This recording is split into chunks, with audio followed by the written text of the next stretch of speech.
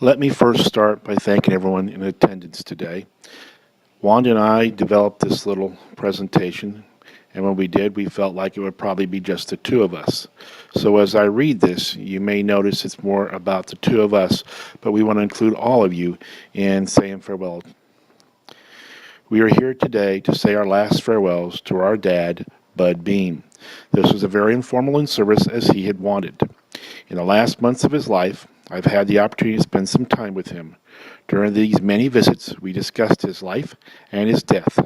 Those conversations were very straightforward, as many of you would have expected dealing with Bud. In life, he spoke about how he had lived on his own terms.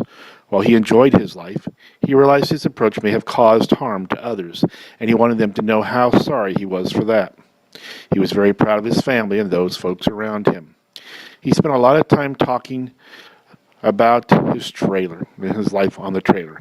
I cannot tell you how many times I heard about the patio, how he enjoyed sitting there watching the traffic and listening to the music, or on those Sundays he would have his beer and watch his favorite team, the Kansas City Chiefs. While he realized his health was slipping away, he had great hopes that he would recover. He had referenced how his mom, our grandmother, had lived on her own for so long in life. While I was being told it would be a long shot for him to return to his independence, he hung on to that thought of another day, of another patio, someday, somewhere. He accepted living in assisted living because he believed once he got better, he'd be able to find his independence again. Unfortunately, his body had made a decision as far back as June that that wasn't going to allow him to be alone again. In visiting with his regular doctor, I was told, quote, I have no idea how he's lived this long. He has so many problems. He was in and out of the hospital from June to October. When he returned to the hospital in October, after a short stay, it appeared things would be better. But on October 16th, his body made a major shift. On October 17th, he asked the doctor what the chances were that he would recover and live independently again.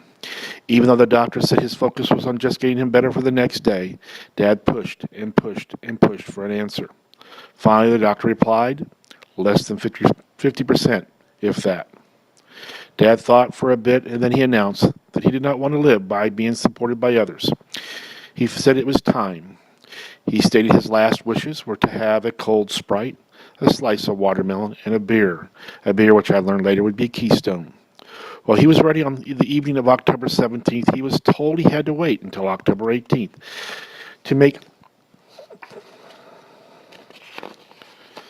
arrangements. While the doctor in charge said it could possibly be days or even weeks before he passed, Dad announced on the morning of October 18th he was going to die today. He got his last wishes. He drank 2 Keystone beers, had his watermelon, and drank his Sprite. At about 2 p.m. that afternoon, he fell asleep. At 8:21, his heart stopped beating.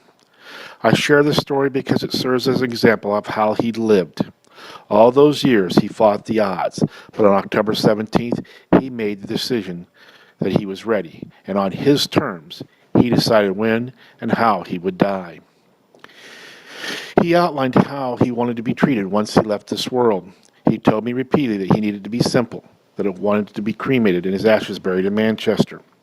We spoke often about his choices, even on the 17th and again on the 18th. I asked him again, would he like a funeral? Was he sure about cremation? And did he really want to be buried in Manchester?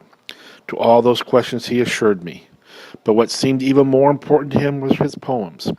He had written these poems over the years, and he wanted a few of these read at his gravesite.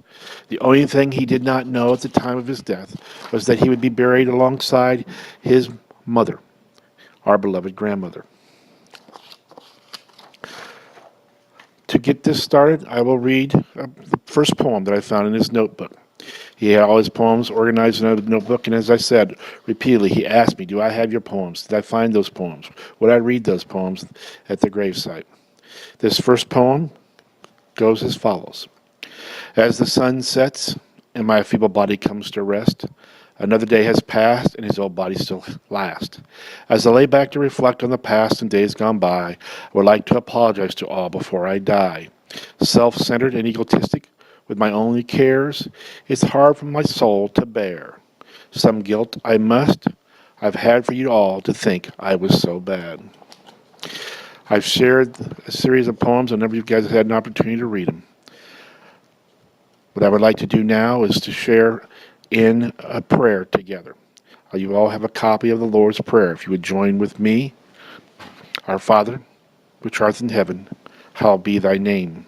Thy kingdom come, thy will be done, in earth as it is in heaven. Give us this day our daily bread, and forgive us our trespasses, as we forgive them that trespass against us. And lead us not into temptation, but deliver us from evil. For thy is the kingdom, the power, and the glory, forever and ever. Amen. I think it is important for us to remember who he was. He lived his life to the fullest. His desires for us would not be to grieve his loss, but rather to celebrate his life.